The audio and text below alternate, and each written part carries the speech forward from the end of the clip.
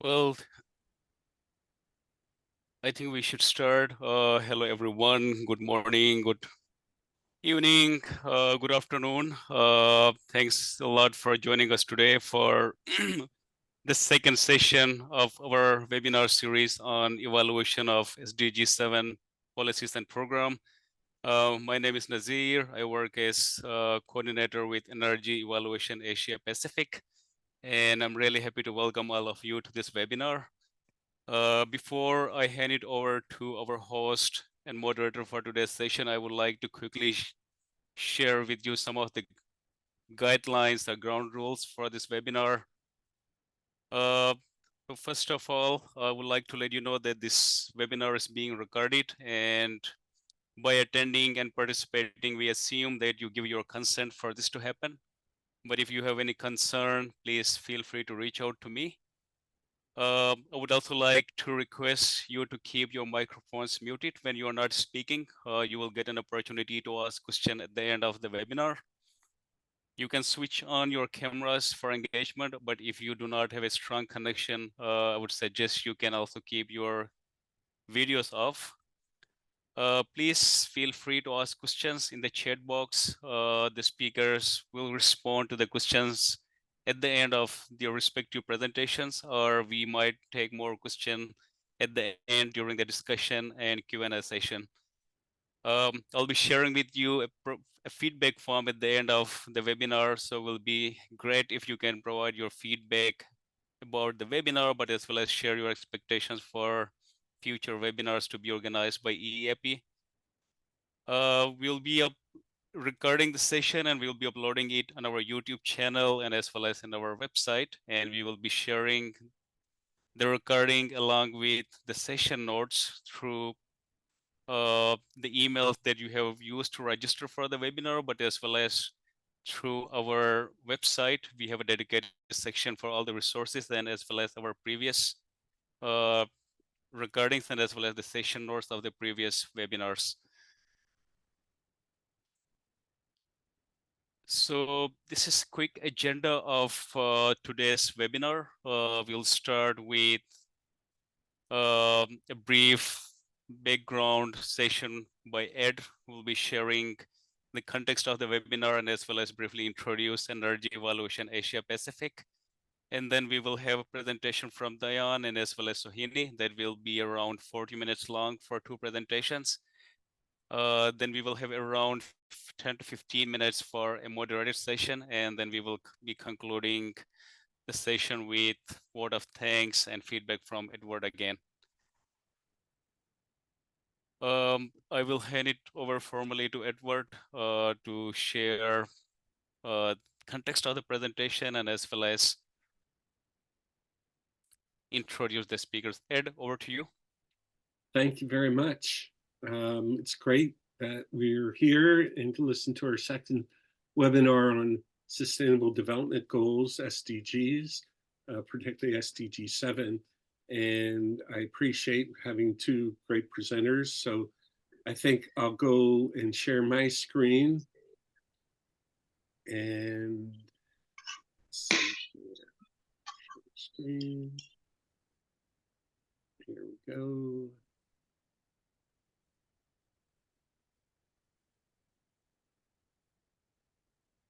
You can see this fine? Yes, Edward, we can see it. Great. Just gonna put this over here. And I'll go back.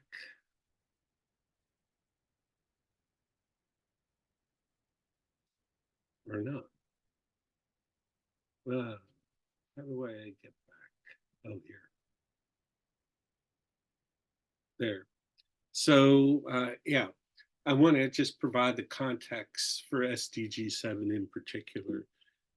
And many of you are familiar, some aren't. So these SDGs were approved in 2015 by the United Nations, and it underpins their agenda for 2030. So we have about 6 more years left for sustainable development, and then we'll see what happens.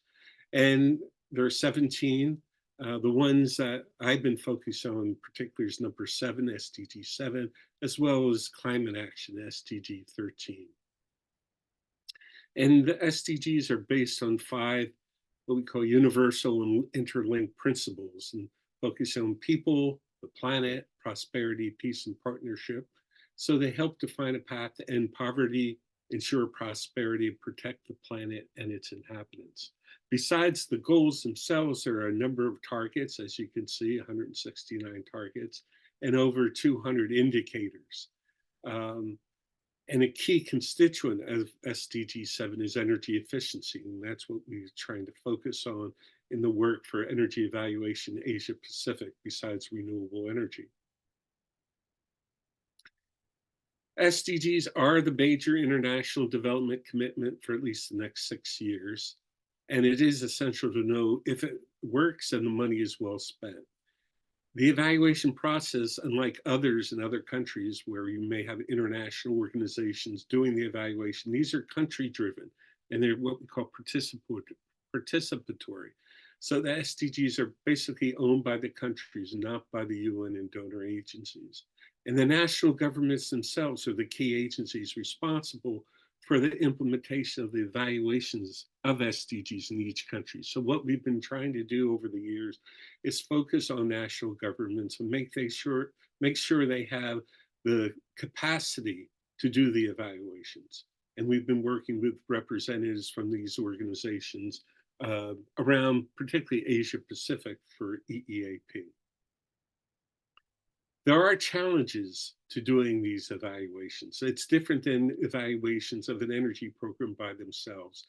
The whole complex is huge with multiple actors, objectives, and programs at all levels. And currently, as you'll hear from one of the speakers, the design focuses right now monitoring much less on evaluation. We're trying to get more people involved in the evaluation. And many people don't believe it's possible to do a real evaluation of the SDGs in their entirety, because many agencies just focus on a particular sector. So if you're involved in health, you're going to focus on the health sector. If you're involved in equity, you're going to focus on the equity sector. What we've been trying to do is focus on the interlinkages, and I'll say more in a few minutes. Also, most agencies are focused on a results-based approach with little attention to sustainability. So if there are changes in these programs in the SDGs, how long will they last? Finally, the topics are very difficult to evaluate, particularly vulnerability and gender analysis. The SDGs focus the world on broad questions about the effectiveness of development aid, what works and for whom, and where, and why, and how. So it does bring together many different kinds of organizations and talents. So lots of opportunities. It gives voice to vulnerable groups, say low-income groups or certain minority groups, and grassroots organizations.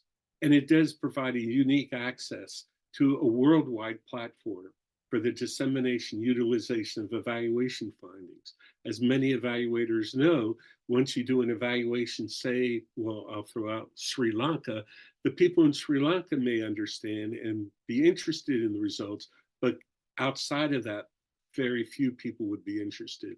Here, with the SDGs, you have a worldwide audience. So it does open a lot of interesting questions and opportunities again.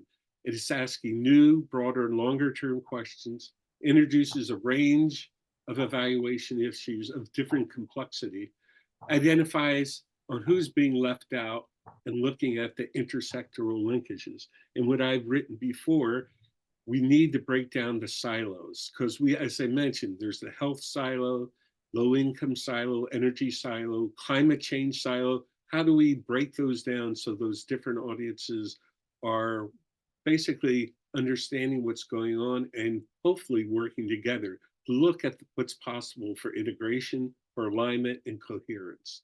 And then finally, a lot of this, as I said, is at the national level, even at subnational level, say a local community. How do we connect the local with the global, as well the global with the local? A few words about Energy Evaluation Asia Pacific. It is a nonprofit established now almost 6 years ago, 2018. And the mission has been to take a leadership role in expanding the practice of and capacity for what we call objective evaluation in both the energy efficiency and renewable energy program policy arena. And we do that by having workshops, conferences, webinars such as this, our website we've developed, and other web-based tools to foster the development of self-sustaining evaluation communities. So hopefully when EEAP disappears one day, we'll have evaluators in each of the countries in Asia Pacific continuing what we've been promoting. Yes. Oh, EEAP is led by a steering committee and an advisor committee. And I encourage all, if you don't know about EEAP, to go to the website, which you'll find later on the slides. This is our second webinar on SDG7. We have two speakers here, Sahini and Diane. And then we have scheduled a third one in March with Fayaz and Sadeep. And there's possible for one or two more even after that, since this is a very important topic. And as Nazir mentioned, we really encourage you to provide feedback for us for the webinars. And this is the link, and you'll see that later as well in the presentation. So I'm going to stop sharing and hand it over. But before I do that, bear with me, Diane will be leading off, and he's a statistician at the United Nations SCAP Statistics Division. He coordinates the data team responsible,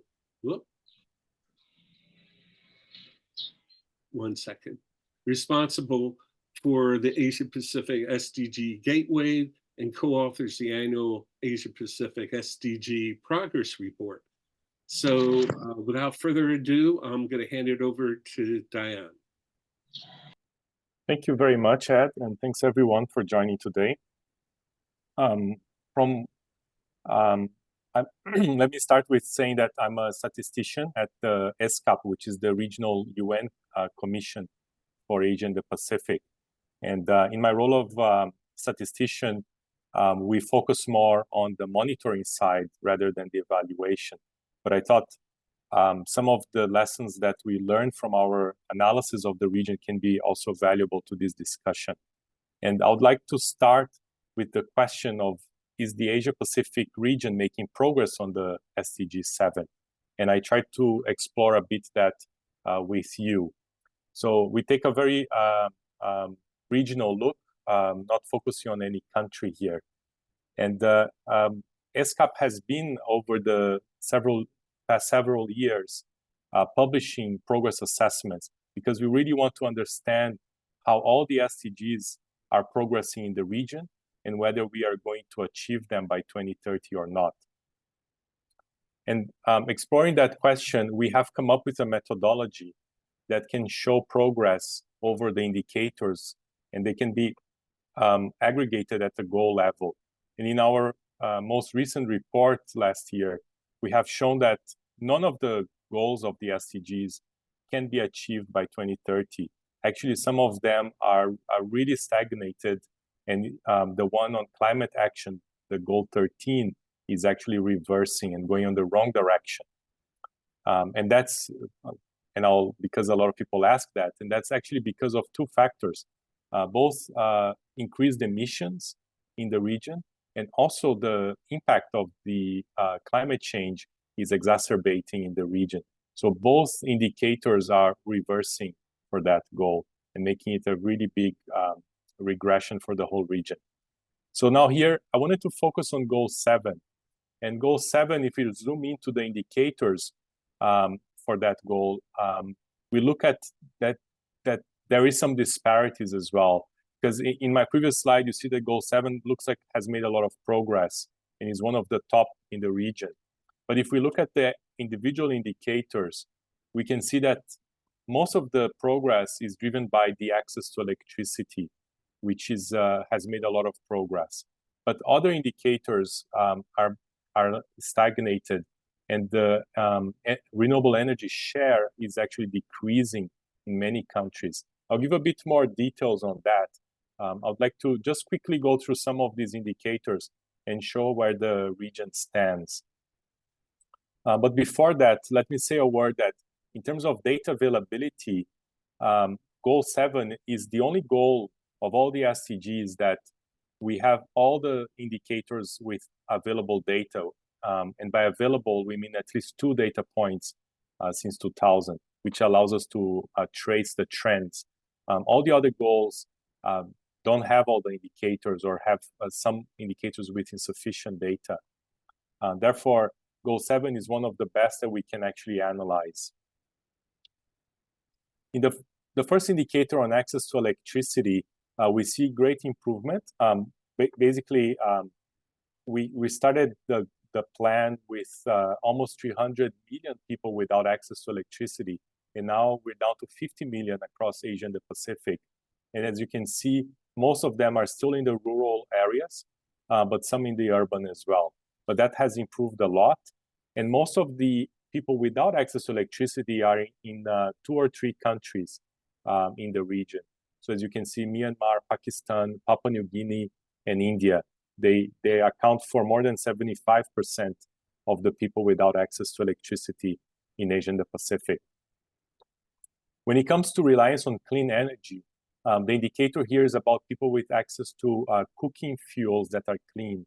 But the graph I showed you is the people that don't have access to cooking fuels, and that's also decreasing, but at a much slower pace. And similarly to the previous indicator, the rural areas also seem to be most affected. The majority of people without access to clean cooking fuels are in India, China, Bangladesh, and Pakistan. And we estimate about almost 1.2 billion people in Asia and the Pacific don't have access to clean energy for cooking. And that has a huge impact on health, which is the goal 3 of the SDGs. Now, moving on to the renewable energy, that's, if you remember right, that's the indicator that is regressing in our analysis. And here I compare on blue the latest value that we have for 2020 with the baseline of 2015. And as you can see, most countries actually have a decreased renewable energy share in the consumption. That means that other sources that are non-renewable have increased their share in the consumption. That's not a particularly very positive trend, especially countries that have big share like Myanmar, Cambodia, and Myanmar and Cambodia especially have seen a big decrease.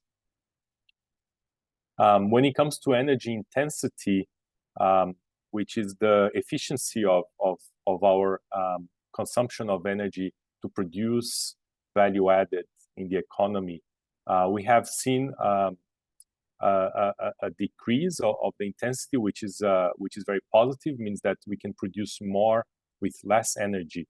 But in the last couple of years, there is, for Asia Pacific, a slight increase since 2019, while the world is actually decreasing. So in overall, Asia Pacific needs to catch up with the rest of the world, especially reverse this negative trend since 2019.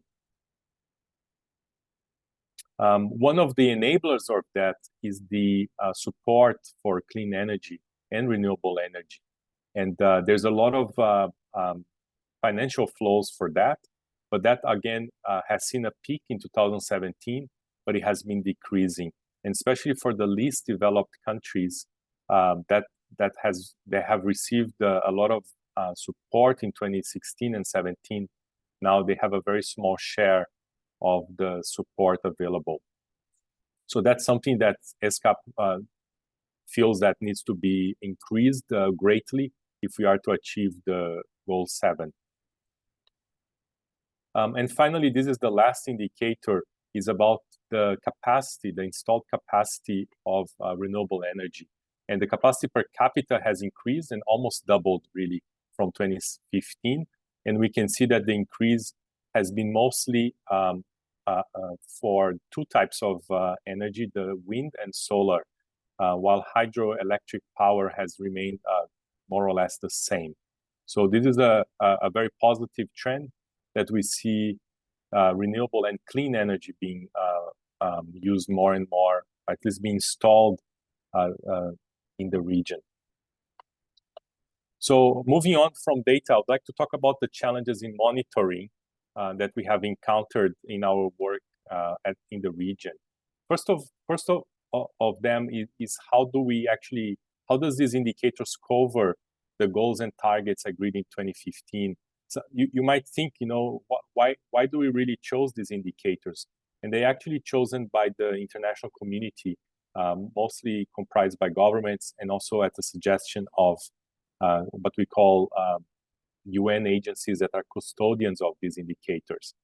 But some of them may not be the best or may not tell the whole story.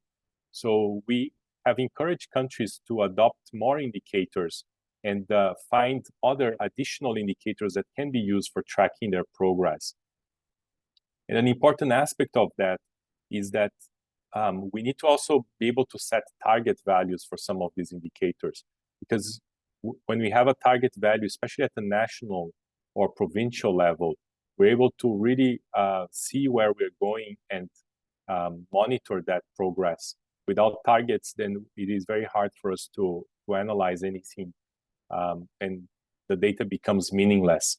So we encourage member states to develop indicators and set targets for them, perhaps expanding on the indicators that already exist from the SDGs. Now, the second area that we face as a challenge is how those goals are integrated into national planning. All the governments of the region have signed the SDGs and have agreed to achieving those targets by 2030. But when we look at the national plans or sector plans specifically, they have not integrated that into their plans. So a greater integration, especially at the indicator level, so using these as indicators of the SDGs and other additional ones to monitor their plan can help monitor not just the national development, but also how that is contributing towards the global goals. And we also encourage more systematic monitoring of the national plans too, because we often see national plans that look very beautiful in the paper, but they have no indicator framework, and that they are not being monitored. So by the end of 5 years or 10 years of the goal of the plan, we're not able to tell whether that those targets have been achieved or not. And finally, we need to make sure that all the population benefits from progress in SDG 4. But how do we know that if we don't have disaggregated data? So for the indicators that we presented, you notice that I try to present disaggregation by urban and rural. And also, a lot of times we can disaggregate by regions as well, or by provinces of the country. So the more disaggregated the data, the better to identify the vulnerable populations that need policies to address specifically their issues. And also that can be done at a more local level. So not just look at the regional and national levels, but really go down to the provincial and municipality levels to see how the progress is affecting people. And I would like to show, and it's the last part of my presentation, a bit of what ESCAP is doing around these areas. And one of them is to develop national tracking for countries. So we have worked with a number of countries in Asia Pacific to create this kind of assessment that I showed you for their national progress. So here I have just some examples from Sri Lanka and from Timor-Leste that we worked together. And both countries have shown a very similar pattern where access to electricity has shown a lot of improvement, but other areas of this goal have not. And sorry, for Vietnam as well, we have a similar pattern too. And all these three countries have published the results that we collaborated with them in the production. And they have and they have used it in their national reflection of their progress on the SDGs. This was done using, sorry, just a moment, I need to drink something. So this was done in the context of our program called National SDG Tracker, which helps these countries to analyze progress at the national level and produce these kind of assessments that help them monitor not just SDG7, but all the SDG goals in their country. And also we have another program called the Leave No One Behind, which is a tool that analyzes microdata from surveys to identify which populations might be at risk of being left behind. And I give you an example here. When we look at the access to electricity for the country of Nepal, using the Demographic and Health Survey of 2022, our team at ESCAP has realized that the people at the top 60% of wealth have full access to electricity, but the people at the bottom 40% of wealth have actually has only 91% access to electricity. But then if we drill down by educational level and by urban and rural residents, we find that people of the lower educational level and the rural residents have the least access to electricity, only at 88%. So analyzing data like this can help national governments to better target their policies and identify the people that might be at risk of being left behind. And finally, some other areas that we work is in disseminating data and helping national governments to make all their data public and available on the web. We also work on integrating SDGs into the national plans through a program that we call EPIC, that basically aims to establish conversations between statisticians and policymakers in order to identify the best monitoring tools for their plans. And finally, tracking SDGs at the subnational level, so going down at the provincial or regional level to see how the SDGs are progressing in their countries. So thank you very much for your attention. I'm happy to answer any questions you may have. Also, I'd like to thank Ed and the colleagues at EEAP for this opportunity to present. Thanks, and back to you. Oh, thank you very much. That was great. You know, as I said earlier, we're going to hold questions to the end unless there's some clarifying questions we can sort of respond to. But I did have one question for you. I was sort of disappointed to hear the disconnect between the national plans and the SDG effort and the indicators. You may, you know, given your role, you may or may not be able to answer this, but do you know why there is that disconnect and how it can be overcome if possible? Yeah, that's a great question. That we're very interested in working more on that, because we see that integrating the SDGs into the national plan is key.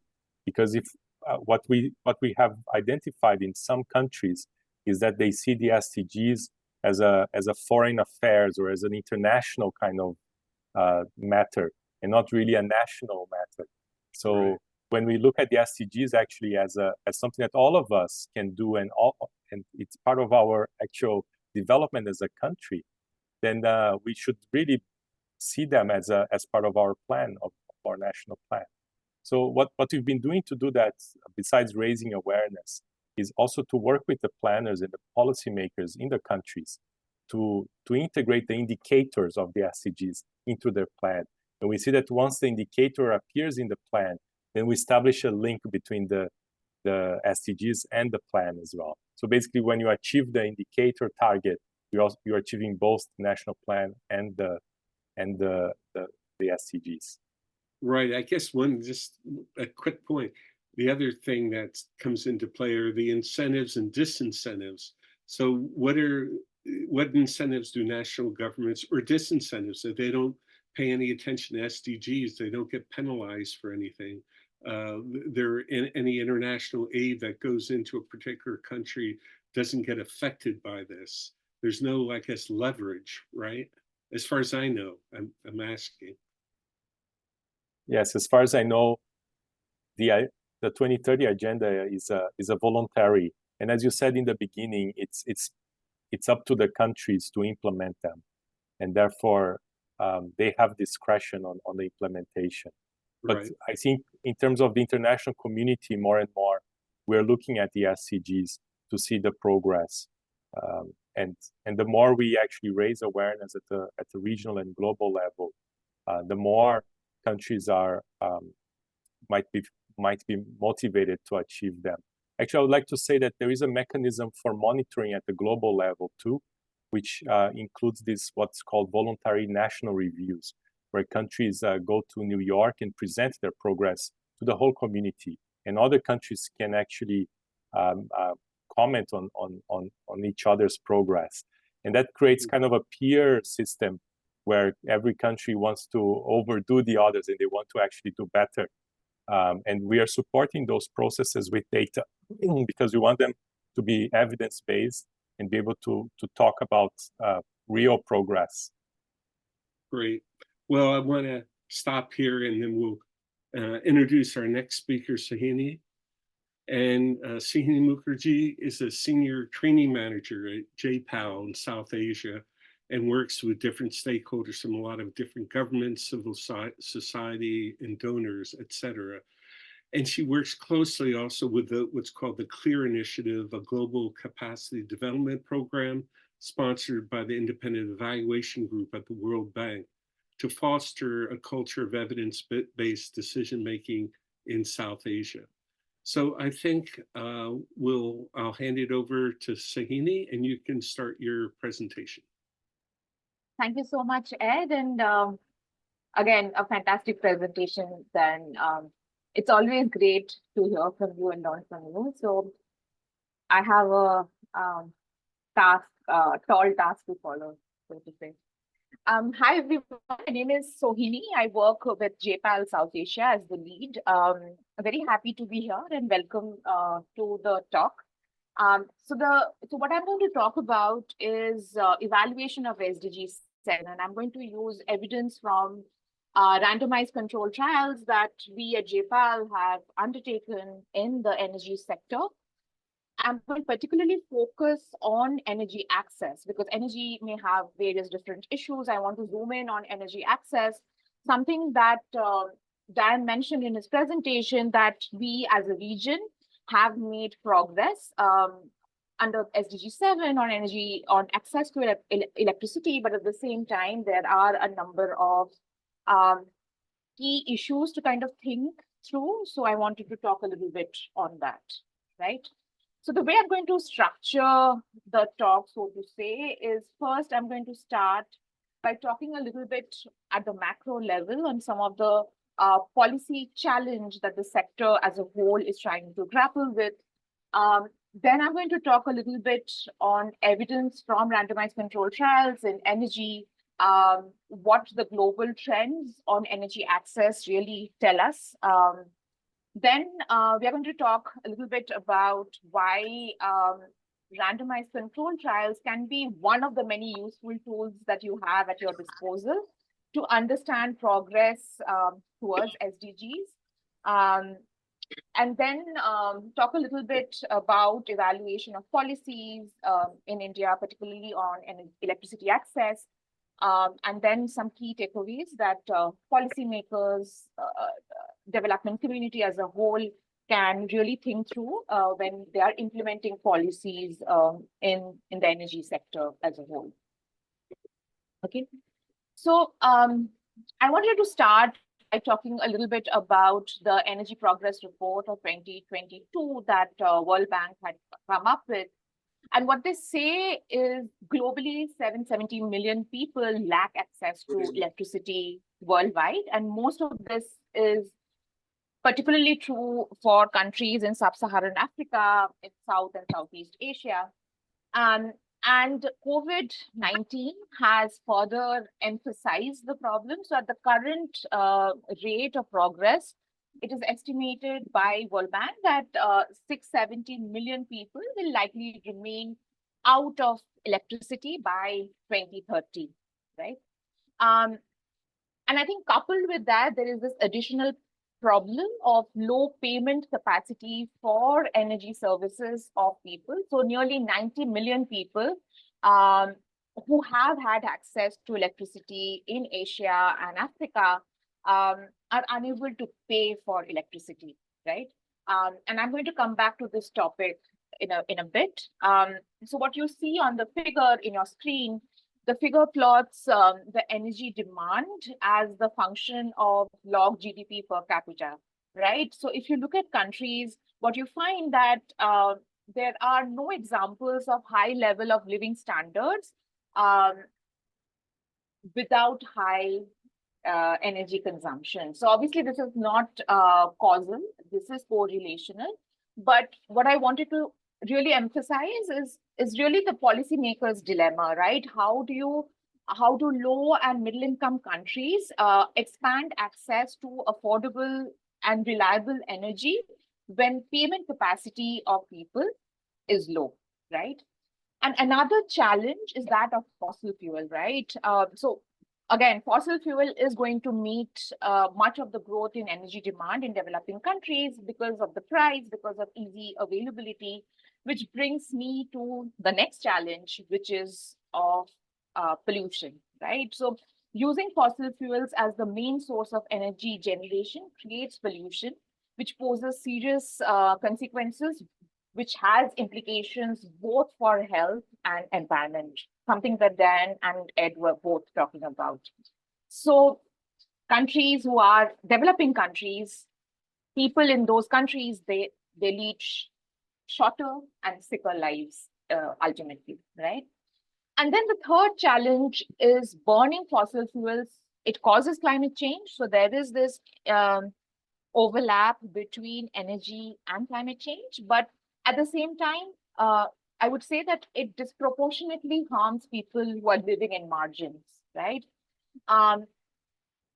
So, and because I am deep diving into the energy access aspect in this talk, what I also wanted to highlight is the UN SDG progress report, the latest one that came out in 2023. It states that energy access is improving, but the pace is lagging behind for the least developed countries, which is also another important challenge to think through. So how do we ensure that people around the world have access to reliable, affordable energy, which is needed for economic growth and human development without putting the environment and climate at risk, right? So in real world policy making, oftentimes these are opposing policy goals, which are at tension with each other. And I wanted us to kind of acknowledge and keep that in mind as we think through the evidence that we have received, we have been getting from these randomized control trials. Okay, so let me start by some of the global trends. So I wanted to kind of unpack it in two parts. So when it comes to energy access, you can think of grid expansion as well as non-grid options, right? So when it comes to grid expansion, and these are global evidence, it has positive impacts on people's lives in several contexts, but the impact is dependent on households' ability to make use of the energy which is made available, right? So what do I mean by that, right? So if we want to stop and think about the way electricity in particular could improve lives, we notice that you cannot consume electricity directly, right? Electricity requires complementary investments in other goods, such as maybe household appliance or say industrial equipment for firms in order to use it more productively. So this leads to the hypothesis that any welfare impact of gaining access to electricity is likely to vary, and it's going to depend on the amount of energy households or firms can afford, the investments in complementary goods to make use of the energy which is made available, the reliability of power sources oftentimes to meet energy demands, because many countries in the developing world, they suffer from what we call as load shedding, right? That's very common, right? So this tells us two main things, right? So one is small amounts of power may not be transformational, at least in the short run, right? And on the other hand, large amounts of power may have larger impact. So why am I saying this? It's because better off households or firms may see greater benefits from electrification, at least in the short run, because they are less constrained in their ability to pay for larger loads, which might mean higher quality connections, productive investments in technology, so on and so forth. Okay. Now, there are different avenues through which we can think energy access can improve people's lives. And you can potentially, from a very theoretical perspective, think of it through labor, through education, through health, through firms, through income. So increasing labor or productivity will increase wages, which will increase income and reduce poverty, right? So that interconnectedness that Ed was talking about. But as I was previously talking, the evidence on energy access is still very nascent. So while there has been a number of quasi-experimental studies tackling energy access over the past 2 decades, there are still fairly few randomized controlled trials. And there is evidence that energy access through grid expansion can improve lives. Though evidence is not consistent. So it depends on the context in which you are undertaking RCT. The other issue is RCTs that are undertaken more at a global level, they tend to focus on short-term effects of energy access, which often suggest smaller impacts than studies looking at long-term horizons. And then the other aspect that I wanted to highlight is the last mile. So the people who are living in the margins, they may not see huge benefits beyond access to electric lighting in the short run if they are unable to afford sufficient energy, something that I have been pointing out in my presentation. Okay. Now, moving on to increased energy access to off-grid options, and this can be through household rooftops, solar panels, solar lamps, solar microgrids, etc. Right? And what we find in terms of the global trend, off-grid sources provide small amounts of power that are unlikely to be transformational on their own, but may serve as important stopgap technologies when your grid access option is unavailable. Right? So off-grid solar products provide smaller amounts of energy than traditional grid energy. They do not typically have the load capacity to support appliances other than just probably charging your phone or lighting a bulb. Thus, it is not, I would say, surprising that the impact of off-grid electrification, they tend to be smaller, right, than that of the evidence that comes from the grid energy.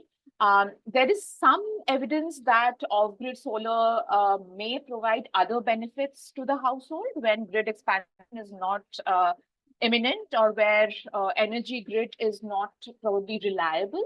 But in several studies, what we have found is demand for home solar was low at market prices and then tend to be even lower when the grid connections are available or when expected to become available soon. So people do prefer the grid option. And I guess in these situations, subsidies or credit could help further increase the take-up when the grid is unavailable. But since the current evidence from RCT is only focused on household solar, more evidence is needed on large-scale renewables. So I guess this brings me to the point that there is a great opportunity to provide policymakers with better information about real-world effects of policies using rigorous impact evaluations, right? So zooming in even at the policy level and evaluating what works, what doesn't. And this is where we as JPAL or Abdul Latif Jameel Poverty Action Lab, which is a global research institute, we really come in where we think that evaluation both of cutting edge technologies and policy innovations are important in real world settings. So we work very closely through our government partnerships to evaluate what works and what doesn't, so that we can help the government scale programs that show to work and not scale programs which don't work.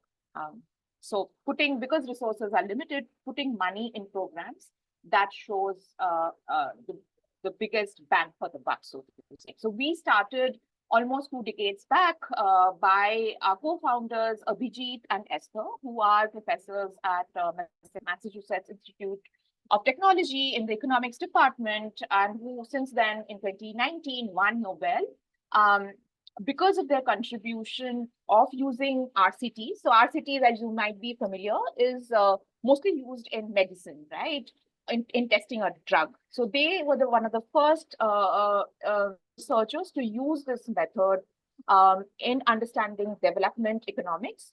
And they kind of said, they made the case that you can actually use RCTs to even answer some of the macro questions like global poverty, right?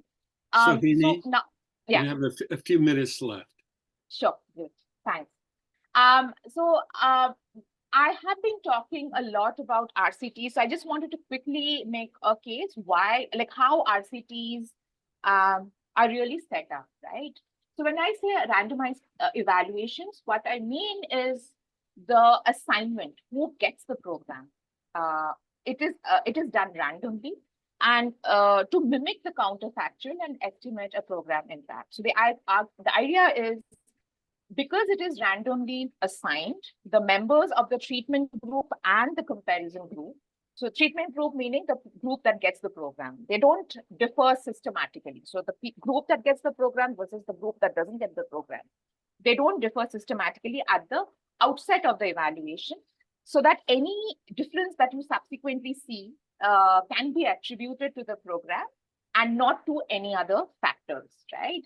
Which brings to my point why I think that RCTs can provide valuable lesson on evaluating SDGs, including SDG7. So as I said, because of this random assignment, there is this high causal impact that RCT can tease out.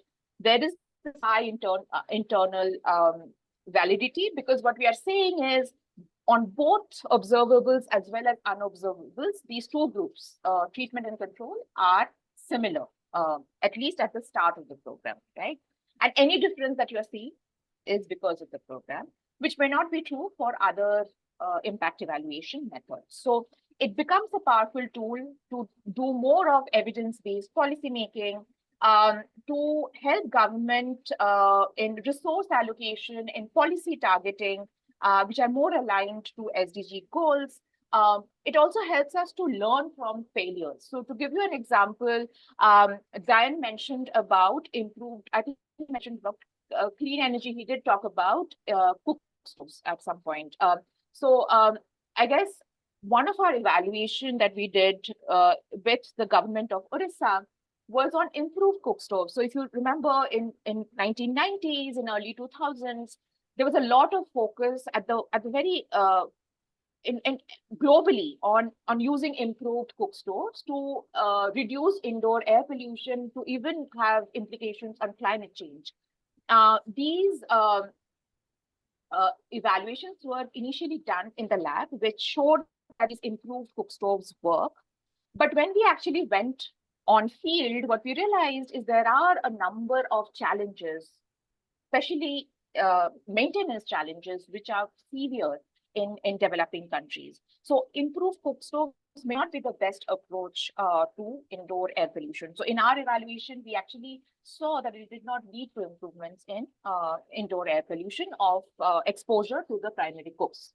So that's again another lesson, is learning from failures, and therefore identifying scalable solutions.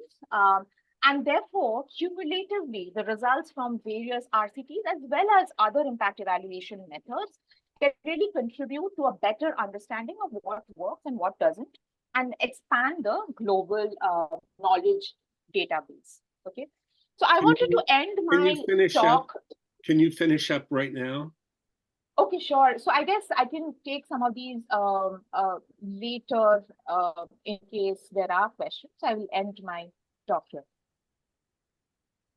Okay, the slides will be, all the slides will be made available later. I'm sorry we didn't have enough time to cover them all, but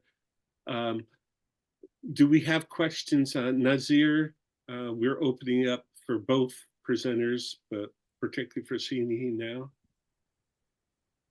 We don't have any question in the chat, but if any of the participants would like to ask any question, you can unmute yourself and ask your question. We can take at least 1 or 2 questions.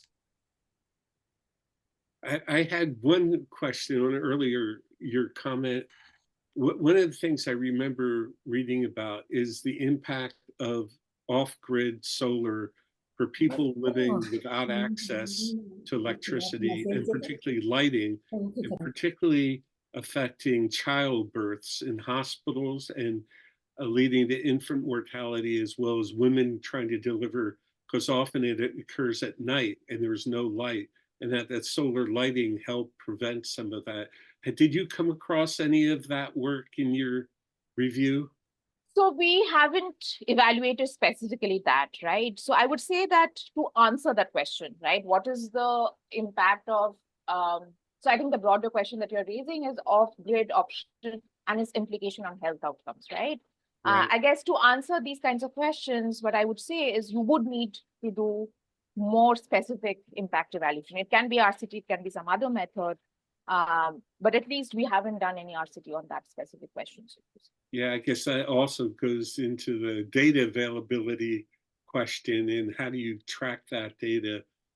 Diane, I don't know if you have any thoughts about that, but you know, it sounds like the data you got was more accessible than some of the data that Sahini is interested in. And I don't know how you put the two together. How do you get that data? Who collects it? Yeah, for the global and regional and national monitoring, the data normally comes from the official systems, and they're usually collected via surveys or some administrative data that ministries have. But I think this is also, it's a flip side of the coin of also the data that RCTs and other studies collect as well, which are key, even though they may not be nationally representative. They are very helpful to identify what works and what doesn't, right? And I think especially this kind of analysis can help us identify what exactly we should be measuring, because Right. I've showed you that you have some indicators, but one of my points is that we also need to have more indicators that measure what could be important for certain countries. And in this case, for example, if deliveries had to be emergency, or had an emergency shift, or something happened because of lack of power, that kind of case could be recorded, and we could see nationally how many of those cases are happening. So things like that could be good inspiration for indicators that we can use to track the national progress as well. Yeah, and I think I would add to what Dan is saying. I think there are two things, right? And we need to be clear. So the government cannot track each and everything, or an SDG tracker cannot track each and every indicator, right? So there needs to be a good mix of tracking progress towards SDG, defining what they mean for the country, for each country to undertake, which is what Dan was referring to earlier. But at the same time, relying on good impact evaluations, right? And trying to unpack some of these questions that, Ed, you're referring to, and trying to understand what are the causal linkage, right? And how, what is the impact going to look like to really inform the progress towards SDG. Well, who should be responsible for that? That's a very good question, or important activity, but is that going to be done by each national government, Sahini, or is this an international organization or a university, or? So I would actually say that it needs both players, right? I guess some of the problems that Dan referred, right? The moment international community comes and it can't dictate, it can't penalize, right? But oftentimes what ends up happening is it almost becomes an afterthought. So the government has its own indicator database. It may have its own MIS system. And then what we have seen is, as an afterthought, they would say that, okay, let's have some indicators on SDG. And oftentimes it becomes a duplication of effort. They may be collecting data on similar indicators without thinking how they're connected, right? How they all come together, right? And how maybe evidence from research can inform some of their MIS systems. So I feel like it is a project that requires partnerships, that requires government, but at the same time, research community, international actors to come together. Diane, I'd like to hear your response. I mean, is your organization one of those that she's pointing to help? I very much agree with Sohini. Even though the United Nations is bound by the mandates that we receive from member states, as you know, the UN is nothing but what the member states agree. But at the same time, we notice that more and more the other actors are very important players. Academia is very important. Civil society is very important. And we've been receiving not on energy, but in other fields of other areas of SDGs. We have seen a lot of NGOs highlighting certain issues and being able to analyze data that is not basically official statistics, but that can help uncover some of the issues that were before not clear in the country. So we find that this is very important to have actually everyone. And I must say also the private sector is very important player in this too. And actually the private sector has a lot of data that is very important for us to analyze, to know how things are going on the implementation of the SDGs. So I think it is not just one or the other. It's even though member states, countries are responsible for monitoring and for implementing, it is really for everyone has a part to play. Right. And I mean, we could spend another half hour talking about the private sector. I'd like to learn more, but given how precious time is for everyone, and particularly those who are working, it's evening where I'm at. So I want to say thank you to the presenters, wonderful presentations, and everything will be made available. Nazir, I'm going to hand it over to you for concluding comments, but thanks again, everyone. Nazir? Thanks, Ed. Thanks, Ed, for having us. Thanks, you. Ed. Yeah, thanks, Ed. Yeah, it was a really nice, interesting session. I would like to thank the audience again. Just to quickly share with you, we would be happy to have your feedback on the webinar and as well as your expectations for future webinars. I have posted a link in the chat. You can reach out to us through email. You can write to us if you would like to collaborate for a future webinar, or if you would like to access our resources, or if you have any other question for us. You can also follow us on Twitter at Energy Evolve, where we share updates about the work that we are doing, and as well as about our upcoming webinars, and as well as what other resources. Please follow us on LinkedIn. It's a good platform to interact with other fellow professionals working in the energy evaluation landscape. We'll be uploading the webinar on our YouTube channel, where you can find recording of the previous webinars as well. And you can follow the website to know more about the work that we are doing, and as well as to access the session notes, and as well as recording of the previous webinars, and as well as our upcoming activities. This all from us. Thank you so much for joining us today. As Ed shared in the beginning, our next webinar is on 20th of March. This is going to be the third session in the series of evaluation of SDG7 policies and programs. So we'll be sharing with you updates, and we will also be sharing the session notes and recording of this webinar with you. Thank you. Thanks again, everyone. Wish you a great day. Good evening. Yeah, take care. Thank you. Thank you.